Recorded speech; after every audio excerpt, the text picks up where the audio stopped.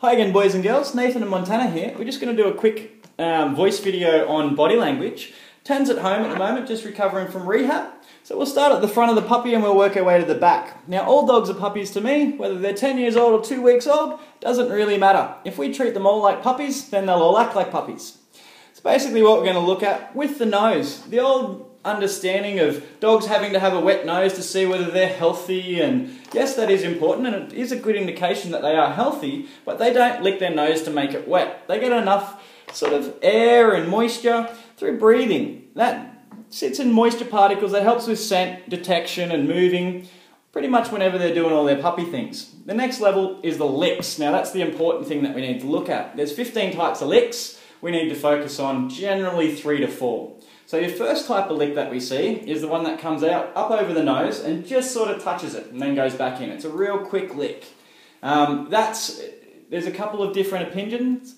Turid Rugraas, On Talking Terms with Dogs, and Fennell, the dog listener, both in Europe and the UK. Please have a look at those, boys and girls.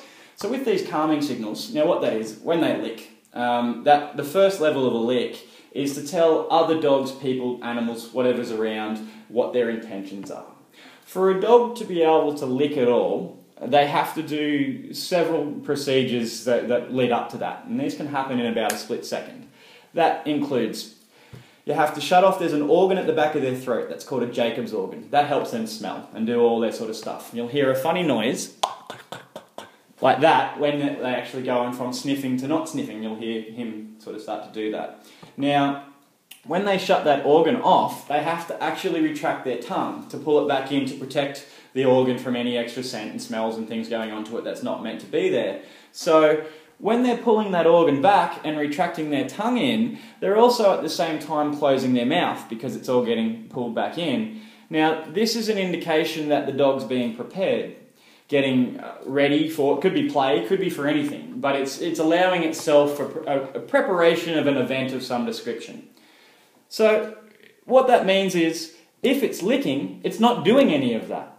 By it licking, it can't be shutting off this organ at the back of its throat. By it licking, it can't have its mouth tense. It can't be doing any of these stress signals that are previously will have had a chance to look up, boys and gals.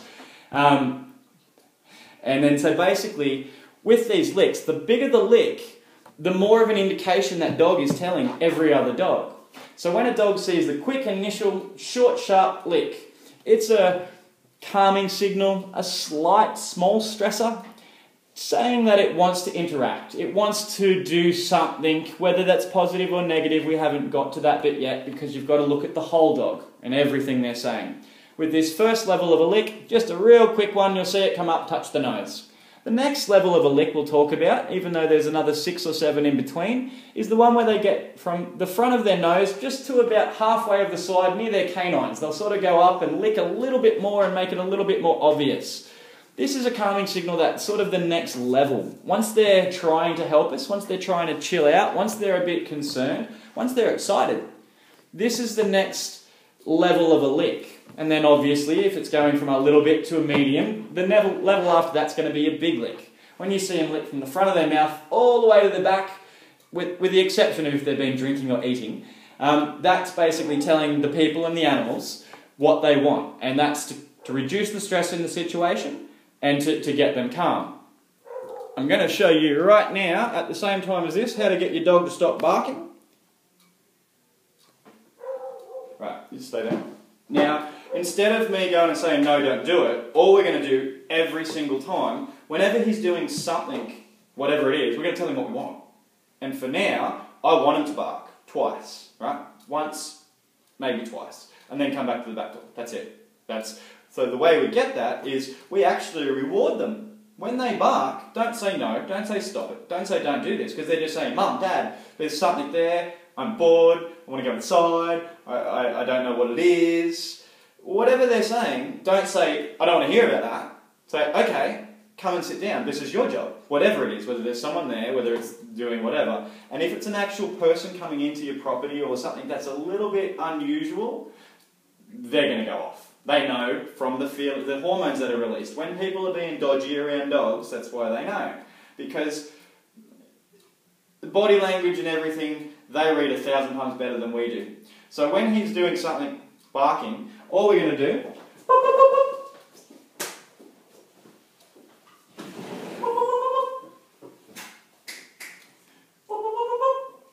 good boy, good boy. Well, you didn't quite come to that, except the front one. So what it is, as soon as he barks, what I do with my puppies and things at home is say, good boy, good girl, come. And then I make heaps of noise. I use pup, pup, pup because high-pitched noises, sharp, short noises, basically assimilates a come call from their mother. The deeper, more assertive noises that we make and vocalizations basically is authority. If you think of their growls as like, as opposed to the wanting and the needing and all of the difference between the two. So when the dogs are out there and he barks, instead of saying no, say, good boy, thank you. If you can tell what it is, if you know there's a car, say it's a car. If you know if it's a bird or the same sort of time of the day where someone comes home and says, it's just the next door neighbour, it's just whatever. By giving an actual word, it seems a bit silly to say, oh, it's just a bird, or it's just a car, or it's just a dog. You're giving them an actual acknowledgement that you know exactly what they're talking about. Because it's not just, leave it alone, don't worry about it, oh, yep, I've got it. Well, if there's someone driving in the driveway, or there's something happening over the other side of the road that doesn't normally happen, they're allowed to go off. They're allowed to bark. And the compromise that we have to do, if they come back to us once or twice when nothing unusual happens, when there's something unusual, we've got to get up and go out there. Because if we want them to be trusting in us and say, Mum, Dad, there's something there, say, okay, come back here, come and lay down, good boy, good girl, thank you. Right? If they go to move away again and go back to there, two things have happened. One, it's either something that they're not confident we can deal with, which goes back to the initial thing of respect, and then they shouldn't ever have, kids should not have to worry whether their parents can protect them.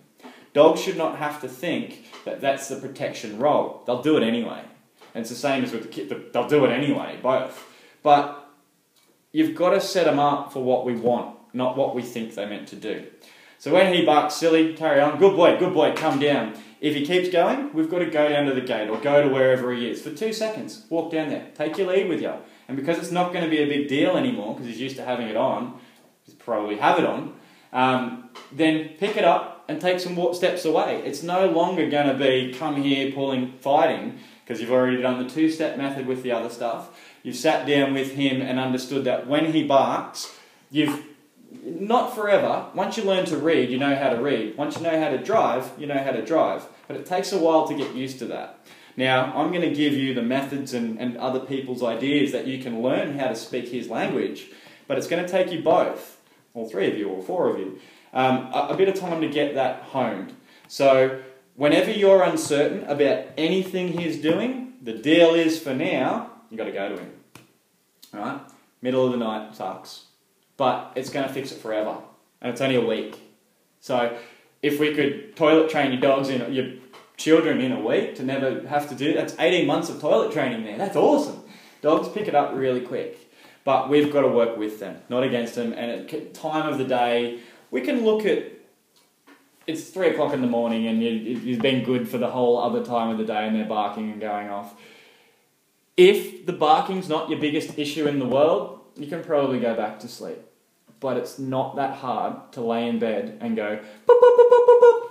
Jingle something, tap a glass, do whatever the noise is until he comes back. Because if you don't want to go out there, you've still got to get what you want. It doesn't have to be, if you want your dog to sit, it doesn't have to sit. That's all nonsense. If you want your dog to be able to be doing anything, it doesn't have to do it at that second. It has to do something you ask. And it has to be able to sit when the environment and everything is appropriate.